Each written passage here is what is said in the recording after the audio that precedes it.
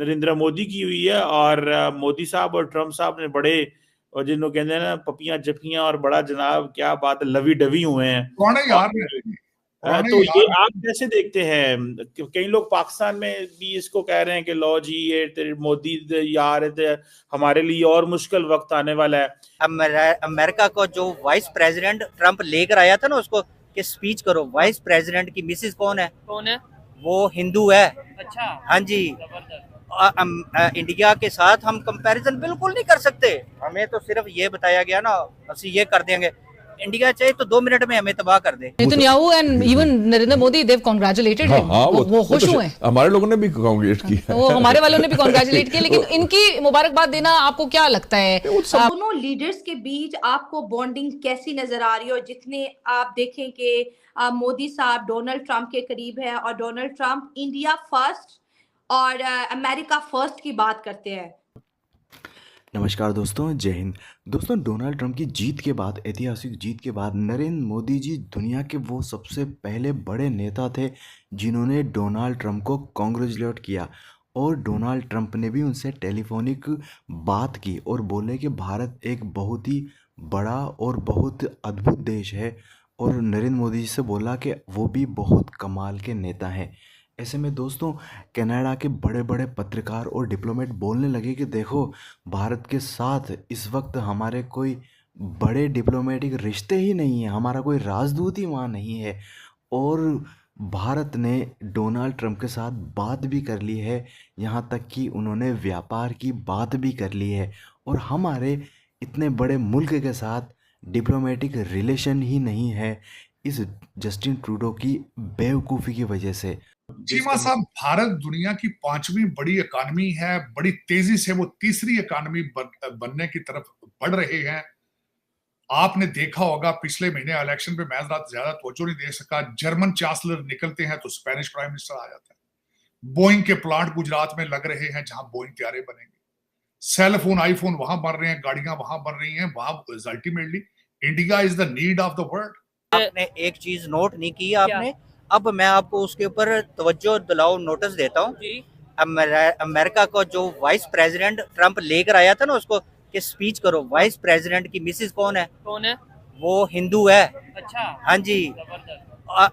India के साथ हम कंपैरिजन बिल्कुल नहीं कर सकते। हमें तो सिर्फ ये बताया गया ना, ਅਸੀਂ ये कर देंगे। इंडिया चाहे तो 2 मिनट में हमें तबाह कर दे। ऋषि सुनाक बर्तानिया का प्राइम मिनिस्टर बना था ना, तो इंडिया के अंदर पूरे के अंदर बैनर लगे थे कि ब्रिटिश ने कहा था dogs and Indian are not allowed. तो वो उनके 10 डाउनिंग स्ट्रीट में इंडियन बैठा था। इंडिया के साथ आप क्या कंपैरिजन करते हैं? बिल्कुल हमारा कंपैरिजन नहीं है किसी भी शोबे में। हकीकत को जाने, ख्याली जो जज्बे हैं ना आपके, वो ढेर हैं आपके। दोस्तों, ट्रंप के राष्ट्रपति बनने से इस वक्त 3 लोग सबसे ज़्यादा नाखुश हैं। पहला जस्टिन ट्रूडो, दूसरा ज़ेलेंस्की और तीसरा बांग्लादेश में CIA का पपेट मोहम्मद यूनुस, जिसके इशारे पर हिंदुओं का कत्लेआम हो रहा है। दोस्तों, डेमोक्रेट जो होते हैं, डेमोक्रेटिक, ये आपने देखा होगा, ये बड़े मानवाधिकार के चिंतित बने रहते हैं कि ये है फ्रीडम ऑफ एक्सप्रेशन है और every right of free citizen है। लेकिन अगर आप गौर से देखो तो सबसे ज़्यादा कत्लेआम इन्हीं के उसमें होते हैं, डेमोक्रेट।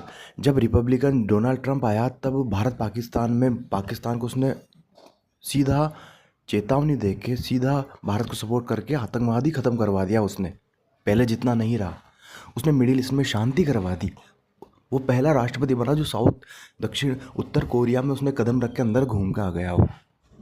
लेकिन आपने देखा कि जैसे ही Mohammad Yunus CIA democratic party जो है, उसने बांग्लादेश में भारत को सबक सिखाने के लिए CIA का पपेट इंस्टॉल कर दिया, वैसे ही हिंदू जो वहाँ के, वो हिंदू जिनका कोई लेना देना नहीं है बेचारों का, उनका कत्लेआम शुरू हो गया।